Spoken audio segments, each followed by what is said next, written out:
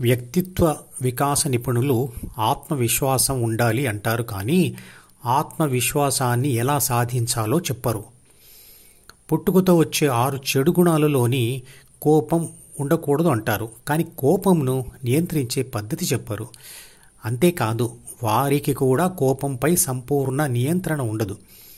అలాగే మిగతా 5 చెడు గుణాలైన కామం, మోహం, లోభం, మదం మరియు మాత్సర్యాలను ఎలా నియంత్రించాలో వారు చెప్పలేరు మరియు పాటించలేరు.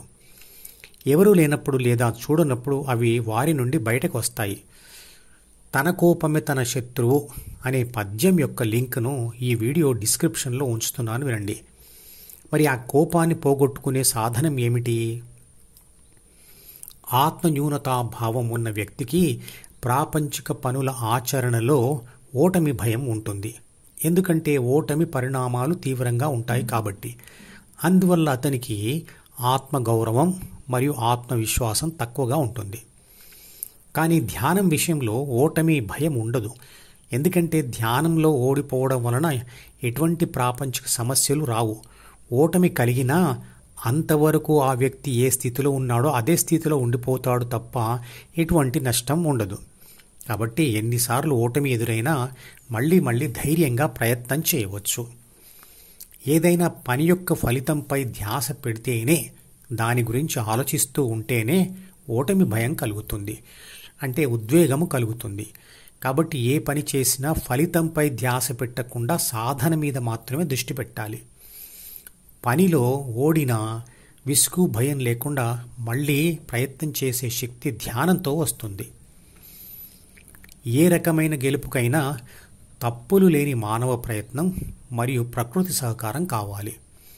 ప్రకృతి సహకారం మన చేతిలో ఉండదు, కానీ మనం చేసే ప్రయత్నం మాత్రం మన చేతిలోనే ఉంటుంది.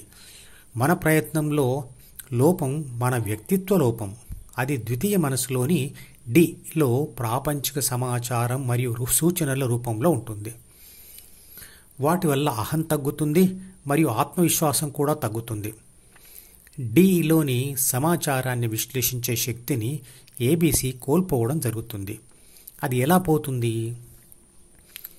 తీవ్రమైన ధ్యాస లేకపోవడంతో ప్రపంచ విషయ సమాచార సేకరణలో, దానిని మననం చేసి మనసులో దాచుకోవడంలో, ఆ సమాచారాన్ని విశ్లేషించడంలో మరియు అవసరమైనప్పుడు ఒత్తిడి లేకుండా జ్ఞాపకాలలో నుండి తీసి వాడడంలో మనసులో ఉండే ఒత్తిడి, భయము, బాధ లాంటివే కారణమవుతాయి. భగవద్గీత చెప్పే ధ్యాన సాధనలో ఇవన్నీ మాయమవుతాయి. అంతేకాకుండా అన్నీ సక్రమంగా చేసినా సరే కొన్నిసార్లు ప్రకృతి సహకరించక ఓడిపోవడం జరిగితే ధ్యాన సాధన చేసిన మనిషి వాటి విషయంలో బాధపడడు. కాబట్టి మరో ప్రయత్నం చేయడానికి భయపడడు, ధైర్యంగా చేస్తాడు. ఇలాంటి వ్యక్తిత్వం ఉన్నప్పుడు ఆత్మన్యూనతాభావం ఆత్మవిశ్వాసంగా ఎందుకు మారదు? మీరు నమస్కారం పెడితే మీ నమస్కారానికి నేను ప్రతి నమస్కారం చేస్తే నాకు వినయం ఉంది అంటారు. అలా చేయకపోతే అహంకారం ఉంది అంటారు. అంటే మీకు వినయం అంటే ఏమిటో తెలుసు, అహంకారం అంటే ఏమిటో తెలుసు. అలాగే మమత అంటే తెలుసు, ద్వేషం అంటే తెలుసు. ఇవన్నీ ఏబీసీకి పరస్పర వ్యతిరేక ఉత్తేజ స్థితులే. కొన్ని సందర్భాలలో ద్వేషం మమతగా అంటే ప్రేమగా మారుతుంది. కొన్నిసార్లు మమత ద్వేషంగా మారుతుంది. అంటే ఇవి తాత్కాలిక స్థితులు. అందువల్ల శాశ్వత శాంతి ఉండదు. ధ్యానంతో ఈ రెండింటినీ విడిచిపెట్టినప్పుడే శాశ్వత శాంతి కలుగుతుంది. ఇలా ఒకదానికి మరొకటి వ్యతిరేకంగా ఉంటూ డిలో ఉన్న 2 విడివిడి విషయాలను ద్వంద్వభావాలు అంటారు.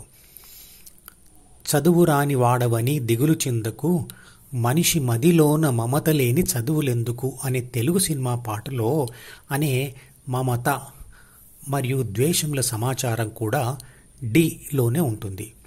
ఆ పాట లింకును వీడియో డిస్క్రిప్షన్లో ఉంచుతున్నాను, వినండి. ఈ రెండిటినీ విడిచిపెట్టే స్థితిని ద్వంద్వాతీత స్థితి అంటారు. అది ఏబీసీ డిని విడిచిపెట్టి హృదయంలో స్థిరపడడం వల్ల ఏర్పడేది. అది వినయము కాదు, అహంకారము కాదు, కానీ ఆ రెండిటికీ అతీతంగా ఉండేది. అలాంటి స్థితి డి ఏర్పడిన పసిపాపల్లో మరియు ధ్యానం చేస్తూ డీను వదిలిన యోగులలో ఉంటుంది. మీరు నమస్కారం చేయగానే ఆ విషయాన్ని ప్రాపంచిక ఆత్మ వినయం ప్రదర్శించాలి అనే సూచనను డి నుంచి అందుకొని మీకు ప్రతి నమస్కారం చేస్తాను. అంటే నేను ప్రదర్శించే వినయం కానీ అహంకారం కానీ డి నుంచి మొదలవుతుంది. కాబట్టి డి లేని స్థితిలోనే ద్వంద్వాతీత స్థితి వస్తుంది. పిల్లలు దేవుడు చల్లని వారి అనే పాటలో తప్పులు మన్నించుటయే దేవుని సుగుణం అంటాడు. మన్నించడం లేదా మన్నించకపోవడం అనేవి పరస్పర వ్యతిరేక భావాలు. అవి డీలోనే ఉంటాయి.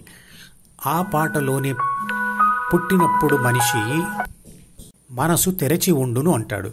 అంటే పుట్టినప్పుడు ద్వితీయ మనసులోని డి ఖాళీగా ఉంటుంది. అంటే అది ఉన్నా కూడా లేనట్లే. ఆ పురిటికందు మనసులో దైవం ఉండును అంటాడు. అంటే డీని వదిలిన ఏబీసీ బి మరియు సిల అవసరం ఉండదు కాబట్టి వాటిని కూడా వదిలి హృదయంలో స్థిరపడుతుంది. అప్పుడు ఒంటరిగా ఉన్న ఆత్మశక్తి లక్షణాలతో చూస్తే తానే విశ్వశక్తి లేదా పరమాత్మ అని గ్రహిస్తుంది. ఆ పాటలోనే వయసు పెరిగి ఈసు కలిగి మదం హెచ్చితే అంత మనిషిలోని దేవుడే మాయమగునులే అంటాడు. అంటే ఏబీసీ వయసు పెరిగిన కొద్దీ హృదయాన్ని వదిలి డీలోని కోరికలతో కలిసి ప్రపంచ అనుభవాలు పొందుతూ డిను మరియు సిను పెంచుతూ పోతుంది. అంటే దేవుడు మాయమయ్యి ప్రపంచం ప్రత్యక్షమవుతుంది. ఆ పాట వీడియో లింకును కూడా ఈ వీడియో డిస్క్రిప్షన్లో ఉంచుతున్నాను, వినండి.